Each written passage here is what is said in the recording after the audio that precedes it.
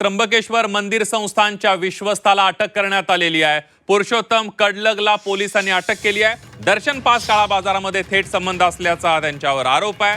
मंदिर संस्थानच्या विश्वस्तालाच अटक झाल्यानं कुंभनगरी त्र्यंबकेश्वरमध्ये खळबळ उडाली आहे। 2 दिवसांपूर्वी कडलग यांच्या पुतण्याविरोधात गुन्हा दाखल करण्यात आला होता। एका भाविकाकडून दर्शनासाठी 3000 रुपये घेतल्याचा पुतण्यावर आरोप आहे। दरम्यान पुरुषोत्तम कडलगला कोर्टाने 7 दिवसांची पोलीस कोठडी सुनावली आहे।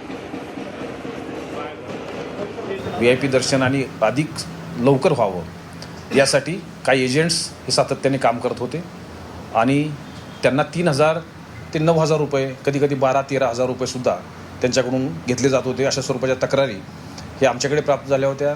पोलिसांनी त्याला अटक करून त्याच्या नांग्या खेचल्या आहेत। पण या निमित्तानं हे समोर आलं की शरद पवारांनी निधर्मी आणि नास्तिक विचारांचे कार्यकर्ते घडवल्यामुळे ते देवस्थानमध्ये विश्वस्त झाले तरी तिथे सुद्धा भ्रष्टाचारच करतात। खरं तर ह्या मुळाशी गेलं पाहिजे की त्र्यंबकेश्वर देवस्थानमध्ये 4 विश्वस्तांच्या निवड प्रक्रियेमध्ये गैरव्यवहार झाल्याचा आरोप आहे आणि ही सर्व गावामध्ये चर्चा आहे। दबक्या आवाजामध्ये कुणी पुढे यायला तयार नाही आहे। तर या मुळाशी जायला पाहिजे खरं तर पोलिसांनी। भाविकांना दर्शन देणं किंवा काय हे एक ट्रस्टी करू शकतो, दर्शन दिलं असेल, पण पैसे दुसरं कोणी घेतलं असेल हे निष्पन्न न होताच त्यांच्यावर कारवाई केली जाते। त्यांना बोलवलं, कुठलीही नोटीस न पाठवता त्यांच्यावर डायरेक्ट कारवाई। काल रात्रीपर्यंत तर सगळं व्यवस्थित होतं, मध्यरात्रीतूनच असं काय कडलगांना डायरेक्ट अटक केलेली आहे।